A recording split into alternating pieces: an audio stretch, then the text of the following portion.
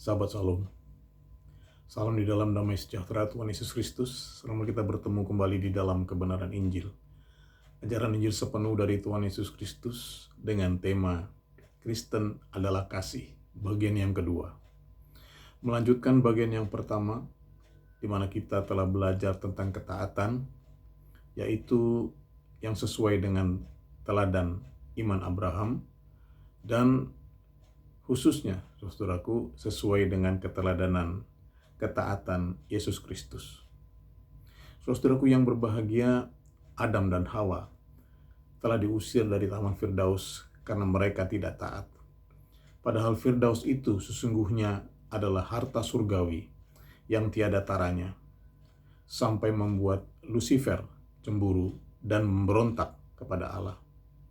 Kalau kita renungkan, saudara-saudaraku, jika salah satu dari penghulu malaikat itu sampai iri, maka betapa mulianya dan indahnya kekayaan surgawi yang disediakan Allah untuk umat pilihannya. Itulah kasih, saudara-saudaraku, kasih Allah untuk anak-anaknya yang tercurah kalau ada ketaatan. Sebagaimana teladan daripada Yesus Kristus sendiri yang dikasihi Allah dan berkenan kepadanya. Yesus itulah firman Allah yang hidup, firman yang telah menjelma menjadi manusia, supaya setiap orang yang taat kepadanya dapat menikmati kasih Allah. Harta surgawi yang tiada taranya di dalam perjanjian baru. Itulah kasih yang wajib kita kejar selama kita masih hidup, selama hayat masih dikandung badan. Karena Kristen adalah kasih, dan kasih itu adalah yang terbesar. Maka saudara-saudaraku, sebagai lanjutannya, marilah kita memeriksa Alkitab kita. Kita akan membaca dari 1 Petrus 1 ayat 3-5. 1 Petrus 1 ayat 3-5. Terpujilah Allah dan Bapa Tuhan kita Yesus Kristus, yang karena rahmat-Nya yang besar telah melahirkan kita kembali oleh kebangkitan Yesus Kristus dari antara orang mati kepada suatu hidup yang penuh pengharapan, untuk menerima suatu bagian yang tidak dapat binasa, yang tidak dapat cemar dan tidak dapat layu, yang tersimpan di surga bagi kamu, yaitu kamu yang dipelihara dalam kekuatan Allah karena imanmu, sementara kamu menantikan keselamatan yang telah tersedia untuk dinyatakan pada zaman akhir. Amin. Inilah firman yang menjadi landasan dari tema kita di hari ini, Kristen adalah kasih, bagian yang kedua. Terambil dari pendahuluan kitab 1 Petrus, yang judul perikopnya adalah pengharapan, iman, dan kasih. Jadi pengharapan itu diletakkan di dalam urutan yang pertama, yang menjadikan Rasul Petrus mendapat gelar atau julukan Sang Rasul Pengharapan. Karena berbeda dengan apa yang dituliskan oleh Rasul Paulus di dalam 1 Korintus 13 yang terkenal itu. Iman, pengharapan, dan kasih, dan yang paling besar diantaranya adalah kasih. Nah, saudara-saudaraku, setelah menyampaikan salam, saudara-saudaraku, mulai dari ayat 3 yang kita baca tadi, Rasul Petrus mulai menulis tentang kasih Allah, sehingga pembukaan kitab Petrus ini terpilih untuk melanjutkan pelajaran kita bagian yang pertama dahulu. Saudara-saudaraku, ada dua alasan utama mengapa pendahuluan kitab 1 Petrus ini terpilih. Yang pertama, karena isi dan visinya adalah sama dengan pendahuluan kitab Efesus yang telah kita pergunakan sebagai landasan bagian yang pertama. Jadi pendahuluan kitab 1 Petrus memiliki isi dan visi yang sama dengan pendahuluan kitab Efesus. Alasan kedua mengapa terpilih, saudara-saudaraku, karena pendahuluan kitab Petrus ini adalah pelajaran kasih yang lebih dalam. Karena menulis bagaimana caranya agar kasih Allah dapat dicurahkan dan memberkati umat pilihan Allah. Mari kita mulai menguraikannya, saudara-saudaraku. Kalau kita periksa ayat demi ayat, maka sesuai dengan judul perikopnya, pengharapan, iman, dan kasih, pengharapan itu tertulis mulai dari ayat yang ketiga. Saya bacakan kembali. Terpujilah Allah dan Bapa Tuhan kita Yesus Kristus, yang karena rahmat yang besar telah melahirkan kita kembali oleh kebangkitan Yesus Kristus dari antara orang mati kepada suatu hidup yang penuh pengharapan. Selanjutnya, iman tertulis dalam ayat yang kelima. Saya bacakan. Yaitu, kamu yang dipelihara dalam kekuatan Allah karena imanmu, sementara kamu menantikan keselamatan yang telah tersedia untuk dinyatakan pada zaman akhir. Perhatikanlah di sini bahwa di akhir ayat 5 ada kalimat yang mengatakan yang tersedia untuk dinyatakan pada zaman akhir. Apakah itu, saudara-saudaraku? Itulah kasih Allah yang dinyatakan melalui Yesus Kristus dan para rasulnya di zaman akhir. Lalu di mana tertulis kasih, saudara-saudaraku? Pastilah itu tertulis di dalam ayat 4 yang belum kita uraikan. Saya bacakan kembali ayat 4. Untuk menerima suatu bagian yang tidak dapat binasa, yang tidak dapat cemar, dan yang tidak dapat layu, yang tersimpan di surga bagi kamu. Amin. Di sini memang tidak tertulis tentang kasih, namun sebagai lanjutan dari bagian yang pertama, hari ini kita telah mengerti bahwa ini dimaksudkan dengan suatu bagian yang tidak dapat binasa, yang tidak dapat cemar, dan tidak dapat layu, yang tersimpan di surga bagi kamu. Di dalam ayat 4, itulah kasih. Yaitu kasih Allah yang bukan lagi sekedar belas dan sayang, tetapi juga kekayaan dan kemuliaan surgawi, yang tidak dapat binasa, yang tidak dapat cemar, dan tidak dapat layu, yang tersimpan di surga bagi umat pilihan Allah. Haleluya. Nah, bagaimana cara mendapatkannya, saudara-saudaraku? Disinilah di dalam pembukaan kitab Petrus tertulis jawabannya, yaitu hidup dengan penuh pengharapan. Hidup dengan penuh pengharapan. Inilah kata kunci kita di hari ini, penuh pengharapan. Terdiri dari dua kata, yaitu penuh dan pengharapan, dengan perkataan lain, pengharapan yang penuh. Apakah itu, saudara-saudaraku? Itulah pengharapan yang mampu memimpin kita kepada ketaatan. Di mana pengharapan itu harus dimulai dengan iman yang sesuai dengan teladan Abraham. Abraham yang percaya kepada perjanjian Allah tentang keturunannya yang akan diam di tanah perjanjian. Maka kita pun harus percaya kepada firman Kristus atau Injil perjanjian baru. Itulah yang setara dengan Abraham yang dibenarkan karena imannya.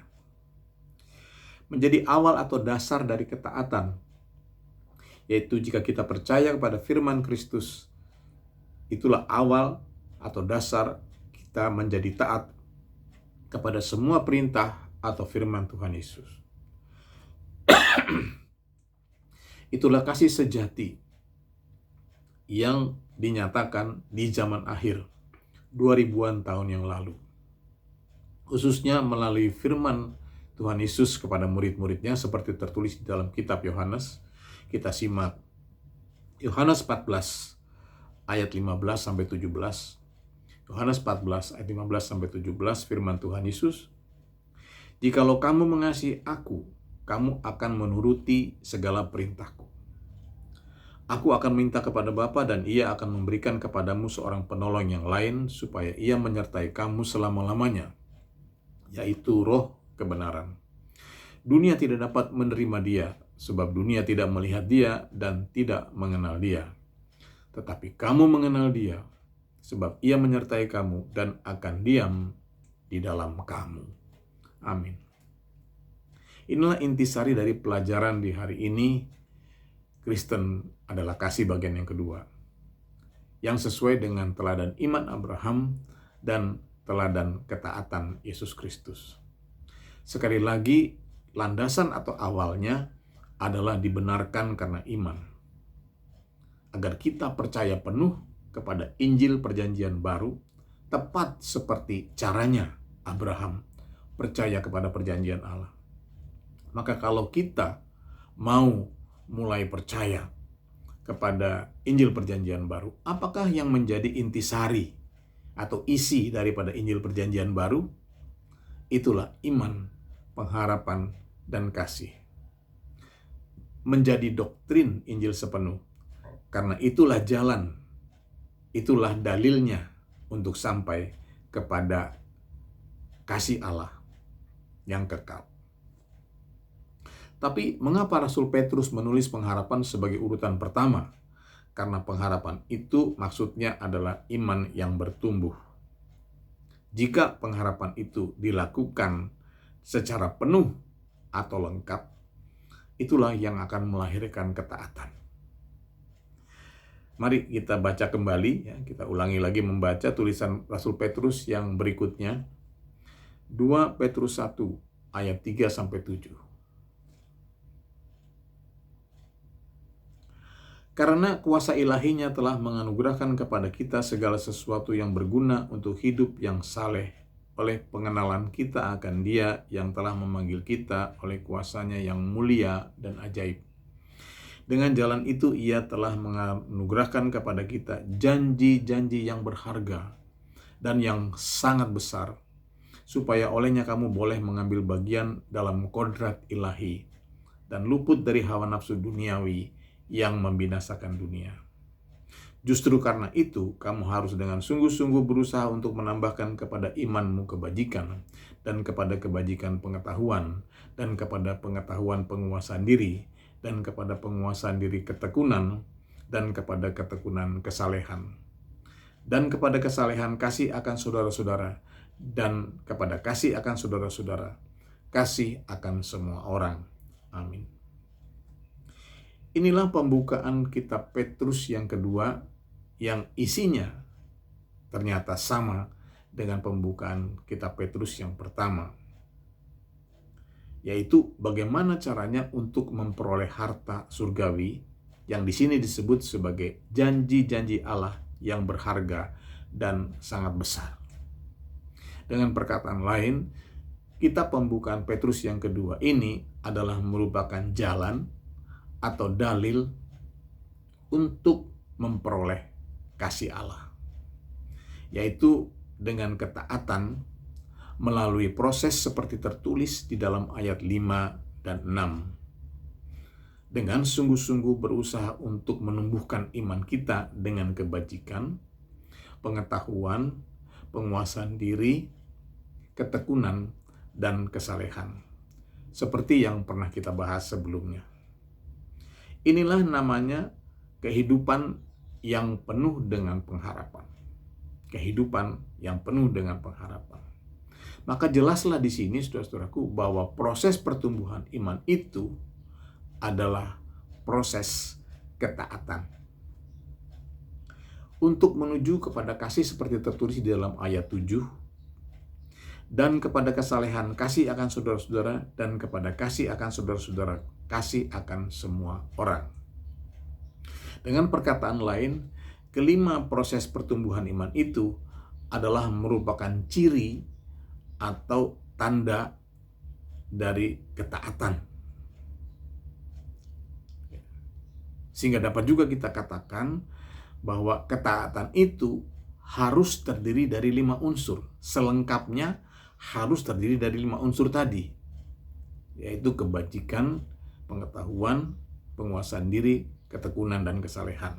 Di mana kesalehan itu adalah hidup yang mengutamakan ibadah sampai kepada hidup menjadi ibadah atau hidup adalah ibadah. Itulah selengkapnya tentang ketaatan. Sesuai teladan ketaatan Yesus, maka hiduplah dengan penuh pengharapan, yaitu seutuhnya memiliki kelima unsur yang lengkap. Nah, saudara-saudaraku yang berbahagia di dalam Injil sepenuh, dalam bagian yang pertama, ketaatan itu disebut sebagai syarat mutlak yang tidak bisa ditawar-tawar lagi untuk memperoleh kasih Allah. Selanjutnya, bagian yang kedua ini kita akan mempelajari tentang ketaatan itu lebih dalam lagi, yaitu sesungguhnya ketaatan itu bukanlah persyaratan, taat bukanlah syarat, melainkan pasangan dari kasih. Sesungguhnya kasih itu berpasang-pasangan dengan ketaatan umat Tuhan. Taat itu pasangannya kasih, karena kasih, saudara-saudaraku, adalah kasih Allah, adalah kasih yang tanpa syarat. Dalam bahasa kerennya itu unconditional love. Itulah kasih Allah yang dicurahkan kalau ada ketaatan, yaitu memiliki 5 ciri utama atau 5 unsur yang lengkap tadi. Pengharapan yang penuh. Maka saudara-saudaraku, pengharapan yang seperti itu tidak akan mengecewakan, seperti yang ditulis oleh Rasul Paulus di dalam Roma 5 ayat 5. Roma 5 ayat 5, dan pengharapan tidak mengecewakan karena kasih Allah telah dicurahkan di dalam hati kita oleh Roh Kudus yang dikaruniakan kepada kita. Amin. Mengapa tidak mengecewakan, saudaraku? Karena nyata sekarang bahwa penuh pengharapan itu adalah ketaatan. Penuh pengharapan artinya adalah ketaatan. Di mana ada ketaatan atau penuh pengharapan, di situ pasti kasih Allah akan dicurahkan.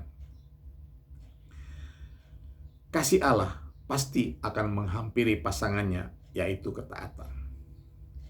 Kita baca ayat yang terakhir, saudara. Mazmur 23 ayat 1-6. Mazmur Daud. Tuhan adalah gembalaku, takkan kekurangan aku. Ia membaringkan aku di padang yang berumput hijau. Ia membimbing aku ke air yang tenang. Ia menyegarkan jiwaku. Ia menuntun aku di jalan yang benar oleh karena namanya.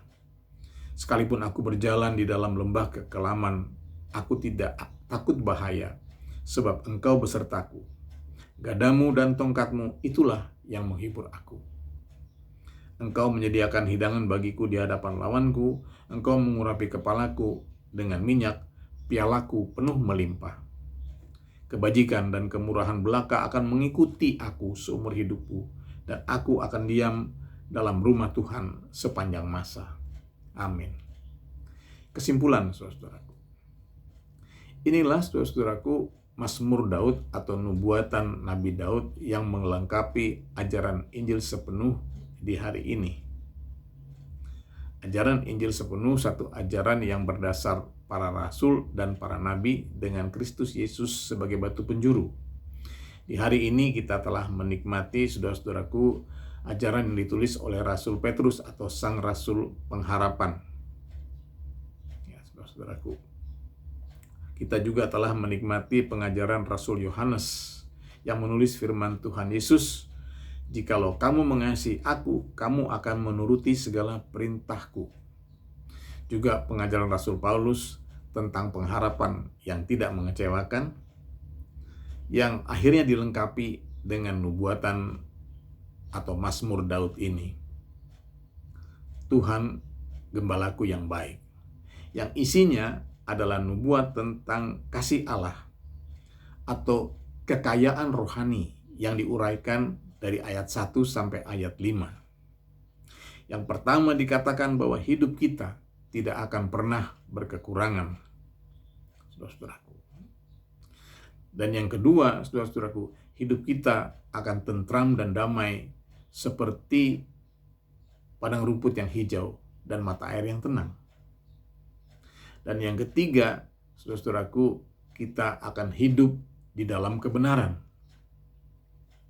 Yang keempat, hidup kita akan penuh dengan keamanan meskipun kita ada di dalam lembah kekelaman. Dan akhirnya, saudara-saudaraku, hidup kita akan penuh urapan dan kelimpahan di hadapan para lawan-lawan kita. Puji Tuhan. Nah, saudara-saudaraku, apa kuncinya, saudara? Kuncinya adalah kasih Allah yang berpasangan dengan ketaatan. Sekali lagi, kuncinya adalah kasih Allah yang berpasangan dengan ketaatan seperti tertulis di dalam ayat 6. Kebajikan dan kemurahan belaka akan mengikuti aku seumur hidupku, dan aku akan diam dalam rumah Tuhan sepanjang masa. Hidup ini akan penuh dengan kebajikan dan kemurahan atau amal perbuatan baik, kasih kepada saudara-saudara seiman dan kasih kepada semua orang. Ya, penuh dengan kemurahan atau perbuatan baik. Juga saudara-saudaraku, dengan kesalehan, yaitu menjadi soku guru di tengah-tengah jemaat, di dalam rumah Tuhan sepanjang masa. Luar biasa, saudara-saudaraku. Ini adalah karena kasih Allah yang selalu mengikuti atau mengiringi, saudara-saudaraku, kehidupan umat Tuhan yang taat. Kehidupan umat Kristus yang taat. Inilah yang wajib kita kejar selama masih bernapas, selama hayat masih di kandung badan, saudaraku. Berusaha sekuat tenaga untuk menjadi Kristen yang sejati, di mana Kristen itu adalah kasih. Menjadi umat yang layak menerima kasih Allah sepanjang masa, di bumi seperti di surga. Karena ketaatan, yaitu hidup penuh dengan pengharapan, kebajikan, pengetahuan, penguasaan diri, ketekunan, dan kesalehan. Di sini, saudara-saudaraku, penguasaan diri mungkin adalah bagian yang paling sulit. Pengalaman saya juga berkata demikian, penguasaan diri itu adalah bagian yang paling sulit. Namun dengan ketekunan, yaitu berusaha dan berusaha lagi, serta pantang menyerah, never give up, maka pasti, saudara-saudaraku, oleh kasih karunia Tuhan Yesus Kristus, kita akan sampai kepada kesalehan itu. Berusahalah dengan sungguh-sungguh untuk mengejarnya. Kiranya Roh Kudus Yesus selalu menolong kita. Terpujilah nama Tuhan Yesus Kristus sampai selama-lamanya. Tuhan Yesus memberkati. Mari kita masuk di dalam doa. Bapa di dalam surga, Tuhan Yesus Kristus, segala puji dan hormat serta syukur kami naikkan Tuhan ke hadapan hadirat-Mu. Kami bersyukur untuk pimpinan-Mu dan kuasa-Mu di dalam ibadah kami dari awal pertengahan sampai akhirnya, terutama lewat lawatan firman-Mu ini. Kau mengajarkan kepada kami agar kami berusaha dengan sungguh-sungguh taat kepadamu, melengkapi kehidupan kami dengan unsur-unsur ketaatan yang lengkap, hidup di dalam pengharapan penuh.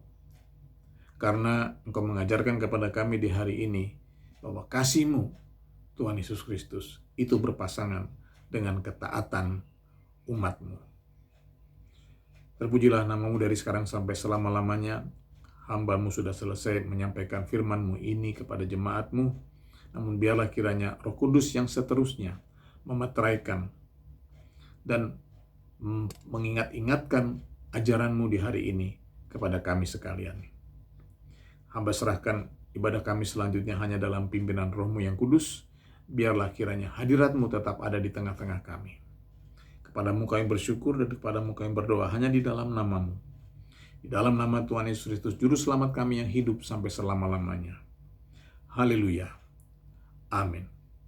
Saya serahkan kembali.